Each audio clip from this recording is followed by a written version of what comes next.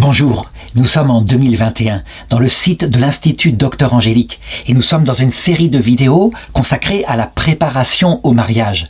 J'ajoute une vidéo au fur et à mesure que des internautes me posent des questions et là la question qui m'a été posée me paraît intéressante à traiter, ne serait-ce que parce que elle permettra à chacun de se rendre compte de ce que c'est que la réflexion de l'Église concernant le mariage naturel mais aussi le sacrement de mariage et puis ensuite ce que les familles, elles, dans le concret, peuvent conclure par leur vie. Il faut distinguer, en effet, la réflexion théorique, celle des intellectuels, philosophes et théologiens, et puis la vie pratique dans le concret. C'est le but, n'est-ce pas? Et donc la question qui se pose, c'est ceci. Quelle est la finalité première du mariage? Est-ce que la finalité première du mariage, c'est le don de la vie, donc la venue des enfants, et puis l'éducation de ces enfants? Ou est-ce que c'est l'entretien de l'amour des époux? Cet amour qui d'ailleurs a été le fondement du mariage. En fait, chez les intellectuels catholiques, eh bien, ça fait quelque temps, je dirais même quelques siècles, qu'il y a un débat presque dur, presque sanglant au niveau intellectuel, entre les tenants des deux choses. Et je vais montrer ce qu'est le débat, quel est son intérêt et comment est-ce que le magistère a fini par le conclure, parce que le magistère, il a donné des réponses, mais des réponses très nuancées. Ça veut dire qu'il n'a cessé d'évoluer. Alors voilà ce qui est en jeu. En fait, lorsqu'on a un mariage, est-ce que le but premier, fondamental, c'est que cet homme et cette femme qui se sont mis ensemble, leur amour grandisse, se perfectionnent, que l'un et l'autre, ils apprennent à s'aimer, non plus simplement parce qu'ils ont du plaisir à se fréquenter, mais dans la fidélité, quitte à donner sa vie à un moment donné, quand l'autre est malade, donner sa vie pour, indépendamment de son bonheur privé, ne penser qu'à lui, à sa santé. La fidélité, quoi qu'il arrive, une fidélité poussée même jusqu'au pire dans le sacrement de mariage, on voit bien qu'il y a quelque chose de très important. Est-ce que la finalité du mariage serait, au contraire, le fait de donner la vie, la procréation, le terme est employé. Je préfère le terme donner la vie parce qu'on voit bien, là on est beaucoup plus dans le concret des familles. C'est pas procréer qu'on fait, c'est qu'on donne la vie à un petit bébé, qui est notre trésor qu'on va ensuite éduquer. Alors, d'abord, quelque chose qui je crois, tout le monde est d'accord là-dessus, il n'y a pas de problème, c'est vraiment quelque chose qui unifie tout le monde. D'abord, la première chose, c'est qu'on peut se demander qu'est-ce que le fondement du mariage? Sur quoi est-il fondé? Eh bien, clairement, évidemment, et on le voit même pendant la cérémonie du mariage, il est fondé sur le consentement mutuel d'un homme et d'une femme qui se choisissent lucidement. Il faut donc se connaître l'un l'autre un minimum. Il ne faut pas qu'il y ait eu mensonge de l'un par rapport à ce qu'il est vraiment. Et ensuite, ils le font librement, ça veut dire qu'il faut qu'il y ait consentement libre, que leur volonté ne soit pas entraînée par une faiblesse quelconque, la peur de ce qu'en dira la belle-mère, les amis, etc. Ou la peur de rester célibataire à vie, la peur de ne jamais se marier. Le consentement, plus il est libre et plus le mariage sera solide, aura son fondement à sa base. Là-dessus, je dirais que l'Église catholique, dans son sacrement, dans la définition même des conditions du sacrement, a pris des choses qui sont évidentes, qui font la nature humaine. Il y a eu là-dessus aussi des débats. Par exemple, un concile en Espagne, à un moment donné, je crois que c'était au XVIe siècle, où des théologiens espagnols ont dit « Il faut que la jeune fille ait l'autorisation de son père. C'est le minimum, quand même. Ça veut dire que son consentement ne soit pas valide si son père n'est pas d'accord. » On voyait bien ce qu'il y avait là-dessous, c'était les familles, la pression des parents qui se disaient quand même « j'ai donné la vie à mon enfant » et le devoir d'un enfant c'est d'honorer son père et sa mère, donc d'obéir. Résultat, je peux légitimement demander que ma fille m'honore en acceptant ma bénédiction ou si je ne la donne pas, en ne se mariant pas.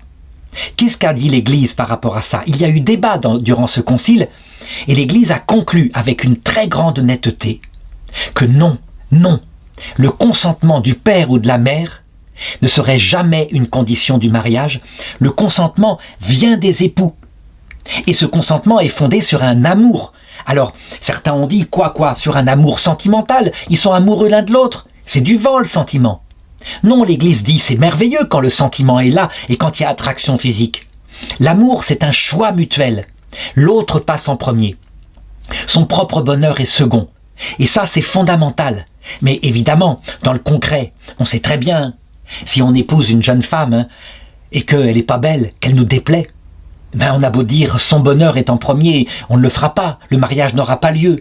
On est mélangé, c'est tout un travail pour arriver à l'idéal en question. Mais disons que dans l'idéal, oui, chacun met l'autre en premier.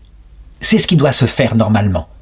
Il faut donc bien, dès le départ, considérer ce qui est la finalité, la doctrine, et puis ce qu'est le concret. Je me rappelle avoir fait un jour un cours en classe en disant « Mais qui d'entre vous, mesdemoiselles, épouserait un homme formidable, adorable, gentil, formidable, sauf sur un point ? Eh bien, il a 95 ans et il pèse 180 kilos. Ah, il est capable de vous donner des enfants, hein ? Mais il a ces deux petits défauts-là. Par contre, c'est une union de l'âme totale, etc. » Elle s'était mise à rire, évidemment. Bien sûr que non, il faut quelqu'un du même âge, quelqu'un qui les attire. Comment faire pour aimer autrement s'il n'y a pas ce sentiment et cette attraction physique qui vient en même temps ? Donc, il faut bien distinguer la théorie et puis le concret de la vie, il fait partie des choses. Donc, une analyse purement abstraite du philosophe et puis ce que vont dire les couples. Alors, passons maintenant, puisque sur ce fondement, je crois que tout le monde est d'accord, passons maintenant à la finalité du couple. La question qui se pose, c'est donc ceci. Traditionnellement, on voyait que les finalités du mariage, c'était, par exemple, le bien des époux, leur amour qui grandit. Je les donne d'abord, sans mettre d'ordre. C'était le remède à la concupiscence. On l'admettait. Ça veut dire que on a tellement envie de coucher ensemble, tout simplement, que, plutôt que de brûler, pourquoi pas se marier ? Et au moins, on est calmé comme ça, de cette façon-là. Donc ça a été tout à fait dit dans les finalités par les théologiens, mais aussi par les gens de bon sens, par les parents, quand ils voyaient un enfant qui, par exemple, n'arrivait pas à se tenir. Il y avait l'aide mutuelle. On est mieux à deux que tout seul. Et on sait bien cette espèce de symbole que prenaient les pays orientaux. Quand ils mettaient deux roseaux ensemble, enlacés, ils étaient indestructibles, tandis qu'un roseau tout seul se cassait d'un coup. Oui, un couple, il y a une aide mutuelle. Est-ce que c'est la finalité première ? On travaille l'un pour l'autre. L'une garde, par exemple, les enfants, elle va être plus penchée là-dessus. L'autre va faire une protection extérieure. Certains disent que c'est du sexisme, ce que je dis là. Bref, chacun s'arrange. C'est pas le problème. Je voulais dire, est-ce que c'est une finalité première ? Dans les moments de famine, oui, on a pu voir des mariages qui se sont construits là-dessus. Parce que sinon, tout le monde allait mourir de faim. Alors autant s'affilier, mettre ensemble notre énergie, notre force de travail. Et comme ça, on arrivait à vivre. Globalement, il y avait aussi, évidemment, la venue des enfants, donc leur naissance, et puis leur éducation, en faire des hommes et des femmes qui, à leur tour, puissent prendre la suite. Et puis certains ont dit, oui, mais les enfants seront la retraite des parents. Est-ce que ce n'est pas une finalité, finalement ? On a une assurance retraite par les économies, on a par éventuellement l'épargne, on a par, on a pris toute sa vie, on a cotisé. Et puis les enfants, au cas où, ça serait comme un 5e panier. Ça ne serait pas la finalité première du mariage ? Dans l'histoire, ça a été tout à fait admis. Et donc, voilà ce qu'il faut se poser comme question. Là, il y a eu deux opinions principales. Certains ont bien vu tout de suite que certaines finalités étaient secondaires. Je pense par exemple à l'aide mutuelle, l'assurance vieillesse, des choses comme ça. C'est important, de même que le remède à la concupiscence, mais on voit bien que ça ne peut pas être premier. Donc il reste deux choses à considérer. Est-ce que ça serait la croissance, le perfectionnement de l'amour des époux ou le don de la vie et l'éducation des enfants ? Alors, je donne les deux écoles. Première école, ceux qui disent « Mais rien ne se fera sans l'amour des époux. S'ils ne s'aiment pas, si leur amour ne grandit pas, leurs enfants seront mal élevés, eux-mêmes. Rien ne se fera sans ça. Donc il faut absolument dire que la finalité première, c'est que cet amour subsiste, s'entretienne, grandisse. » D'autres ont répondu « Si vous mettez d'abord comme finalité première l'union du couple, alors vous mettez une sorte de petit bonheur à deux, où on se regarde dans le blanc des yeux, on se construit comme ça, et éventuellement on fera des enfants parce qu'à un moment donné il y a un peu d'eau dans le gaz, on se dit s'il y a un enfant des deux, ça va nous unir davantage. L'enfant deviendrait un moyen au service du bien du couple. Les positions se défendent, on voit bien. Alors, qu'est-ce qu'il en est ? Quelle est la décision finale qu'a pris l'Église ? Puisque là, en l'occurrence, en se fondant sur l'observation des couples, une théorie en est sortie. Eh bien, Je peux dire qu'elle vienne, cette position finale vient en particulier, par exemple, du Concile de Florence qui définit que la fin première du mariage est la procréation. Donc là, je passe sur ce concile, hein, les mots sont mal choisis. S'il avait dit le don de la vie à un petit être que Dieu bénit en créant son âme, ça serait déjà beaucoup plus beau. Mais la procréation, on voit bien que c'est une affaire d'intellectuels qui souvent sans doute ne sont pas mariés. Je pense que même saint Augustin, qui lui avait été marié, n'aurait pas utilisé ces termes-là. De même, j'avais entendu quelqu'un une fois qui parlait de l'union, le don des corps entre un homme et une femme, comme de la copulation. C'est affreux.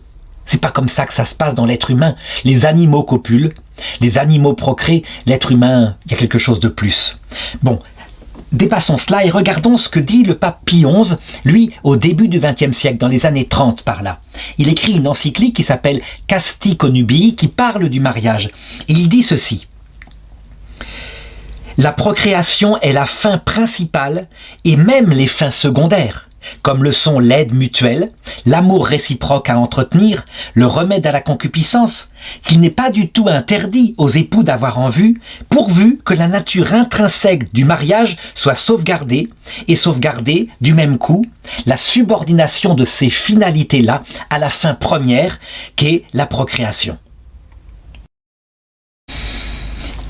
Alors on le voit bien, il y a effectivement là-dedans quelque chose de très spirituel, un appel à ce que le couple se dépasse, qu'il soit ouvert. L'inverse de ce qu'on appelle la mentalité contraceptive, où le couple se regarde dans le blanc des yeux et l'enfant devient presque un danger, quelqu'un qui vient déranger le couple. Non, on se marie pour donner ensemble la vie, le fondement étant l'amour mutuel. On veut donc des enfants l'un de l'autre, évidemment. Mais la fin première serait la procréation. Le pape Pie XII, un peu plus tard, donc juste après la Seconde Guerre mondiale, lui, on voit, il fait évoluer légèrement la position, légèrement, ce qui montre que le débat n'est pas terminé du tout. Mais il garde la même position. Il dit que la thèse qui considère que la fin secondaire, à savoir l'augmentation de l'amour des époux, est également une fin première, et qu'il la détache de son essentielle subordination à la fin première qui est la procréation, cette thèse-là serait une sorte d'élucubration qu'aurait de funestes conséquences, les conséquences étant en particulier l'apparition à partir des années 60 de la contraception, qui met évidemment le petit bonheur du petit couple replié sur lui-même en premier. Et le pape Pie XII insiste et il va plus loin, il dit « La fin première et intime n'est pas le perfectionnement personnel des époux, mais c'est la procréation et l'éducation de la nouvelle vie. Les autres fins, tout en étant également voulues par la nature, ne se trouvent pas sur le même rang que la première, et encore moins lui sont-elles supérieures, mais essentiellement subordonnées. » Donc on le voit, il y a un appel à la générosité. Alors, pour bien comprendre cet ordre des relations, qui, puisqu'on le dit, le mariage a été créé à l'image de ce qui se passe en Dieu. Il y a dans le mariage un vestige de la Trinité. On peut voir que dans la Trinité, il y a quelque chose qui est un peu analogue. À savoir, quand on regarde l'ordre de procession des personnes, il y a un ordre précis.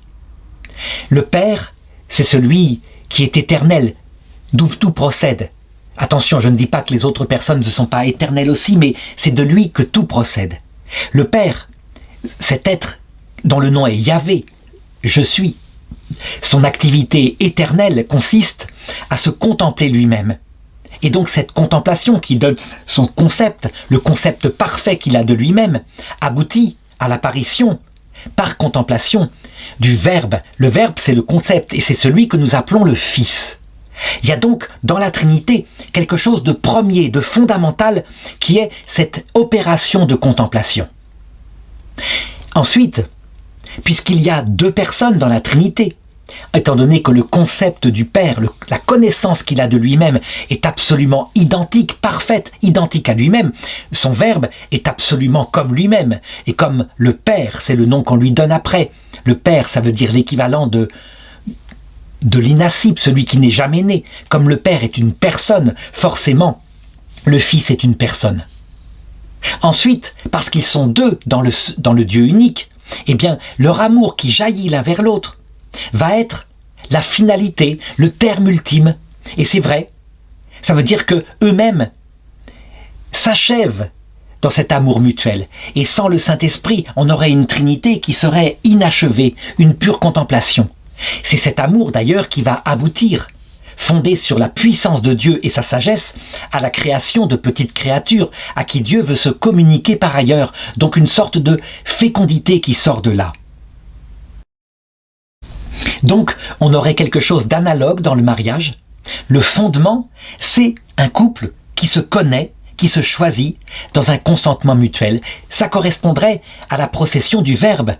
Et sur ce fondement, évidemment, ce qui va achever ce couple, c'est l'apparition d'enfants, l'enfant étant la bénédiction correspondant au fruit de leur amour, le Saint-Esprit.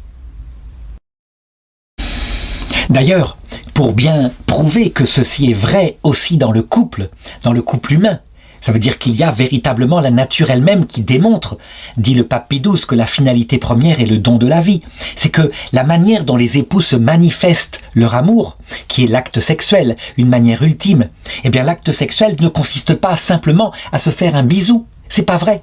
L'acte sexuel, c'est particulier. Il y a une unité des corps qui est fécond, qui peut donner la vie. Ce qui montre bien que la finalité de ce couple, homme-femme, c'est bien la fécondité.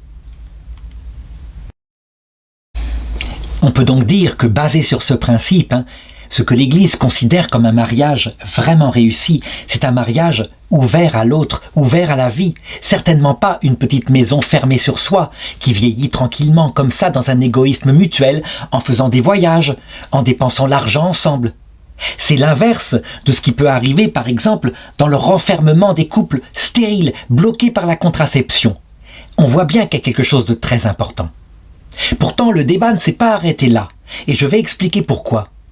En effet, si on regarde maintenant la Trinité de nouveau, puisque la famille en est l'image, si on demande à quelqu'un comme ça, à votre avis, quelle est la personne la plus digne dans la Trinité ?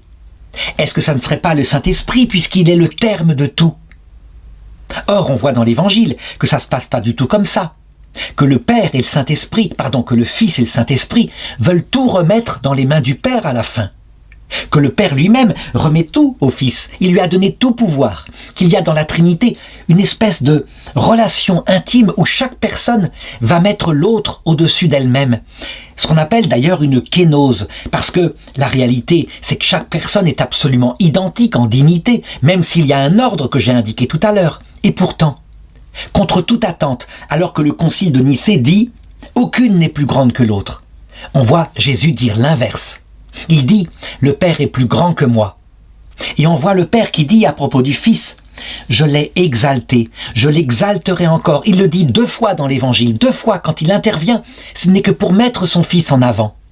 Et quant au Saint-Esprit qui vient dans notre cœur, c'est pour nous faire gémir, nous tourner vers le Père et le Fils.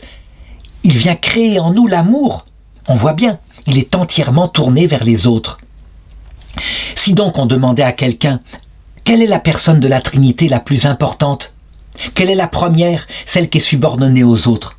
Eh bien, on serait confronté au tableau de André Roublev sur la Trinité, où on ne peut pas trancher du tout.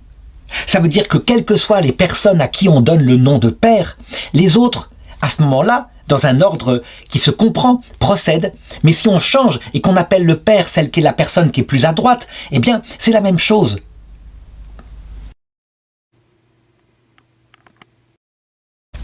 Ça veut dire qu'en réalité, les personnes dans la Trinité, eh bien, elles sont toutes d'égale importance. Ça, c'est le concret de notre contemplation. Ça n'empêche pas du tout la procession que j'ai dit tout à l'heure. Maintenant, du coup, si on sort comme ça de l'analyse de grands théologiens intellectuels, même du magistère, qui est quand même le fait de théologiens, qui pensent les choses selon un ordre de procession, si on rentre maintenant dans le concret et qu'on demande à une famille dans sa vie concrète, qui est le plus important, selon vous ? Ce sont les enfants ou est-ce que c'est maman ? Ou est-ce que c'est papa ? Qui est le plus important ? Les enfants diraient, c'est tout le monde. Il n'y en a pas un qui est plus important que l'autre. Si maman meurt, on sera complètement perdu. Mais si la maman dit, mais si j'ai un de mes enfants qui meurt, moi, c'est comme si le monde s'écroulait.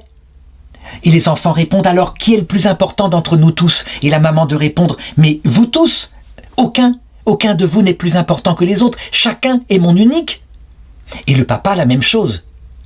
On peut donc dire qu'il y a une analyse rationnelle que l'Église a donnée. Là, c'est très bien, je n'ai rien à critiquer. Elle est même bénie par le magistère. Et il y a ensuite l'analyse de la théologie du cœur, la théologie contemplative. Quel est le but de tout ça? Et on voit bien que ce grand débat-là, finalement, était un peu ridicule dans les familles vraiment catholiques. Je l'ai dit, si on pose la question à une famille, ils diront « mais c'est tout un tout ça, on ne peut pas distinguer ». C'est parce que papa et maman s'aiment qu'ils ont donné la vie à vous. Mais évidemment, cette vie qu'on vous a donnée, ça permettait qu'on s'aime encore plus. C'est ce qui fondait notre famille. Donc tout était ensemble. Si bien que, finalement, à quoi on est abouti? Quand on a fini par sortir de ces débats picrocrolins, on pourrait les appeler comme ça, qui ne servaient pas à grand-chose, eh bien ça a donné le Code de droit canonique produit par Jean-Paul II en 1983. Et là, je voudrais vraiment préciser les choses, c'est absolument extraordinaire. On voit comme, finalement, l'Esprit Saint conduit son Église. D'abord, je voudrais comparer avec l'article qui définit le mariage dans le Code de droit canonique de 1917. C'est le canon 1013. Il dit ceci. Donc là, on retrouve la théologie traditionnelle. La fin première du mariage est la procréation et l'éducation des enfants. La fin secondaire est l'aide mutuelle et le remède à la concupiscence. Et on remarquera que l'amour entre les époux n'est même pas cité. Leur engagement n'est pas cité. Il va être étudié par la suite, puisque c'est lui qui est le fondement du mariage, mais dans la définition du mariage, il n'est pas cité. On voit bien qu'il y a quelque chose qui n'allait pas. En réalité, c'était une définition de style thomiste. Quand on regarde la somme de théologie de saint Thomas d'Aquin dans le supplément, qu'il n'a pas écrit lui-même, il était mort avant, mais de toute façon, saint Thomas d'Aquin lui-même n'a pas une connaissance vraiment profonde de ce que c'est que la famille et la femme. La seule femme qu'il a connue quelque part, c'est quand il voulait rentrer au couvent. Ses parents, pour le garder, ont mis dans son lit ou dans sa chambre une prostituée qu'il a dû chasser avec horreur. C'était lamentable qu'avaient fait ses parents ici. Quand on considère saint Thomas d'Aquin, qu'on regarde sa somme de théologie sur le mariage, eh bien, très sincèrement, je le dirais comme ça, on a l'impression que c'est un peu le mariage des petits cochons. Ça veut dire que il y a effectivement une finalité seconde qui est le remède à la concupiscence et il y a la finalité première qui est le don de la vie, l'éducation des enfants. Concrètement, si quelqu'un disait à sa femme, tu sais, je t'épouse comme finalité seconde, pour un remède à ma concupiscence, ça va me permettre de me soulager, j'ai quand même des grosses tentations là-dessus. Et d'abord, nous allons faire des enfants, voilà comment, il y en aura un par an, mettons comme ça, etc. On dirait qu'il y a quelque chose qui ne va pas, quelque chose qui n'est pas juste, quelque chose qui est typique d'un ingénieur, mais certainement pas d'un amoureux.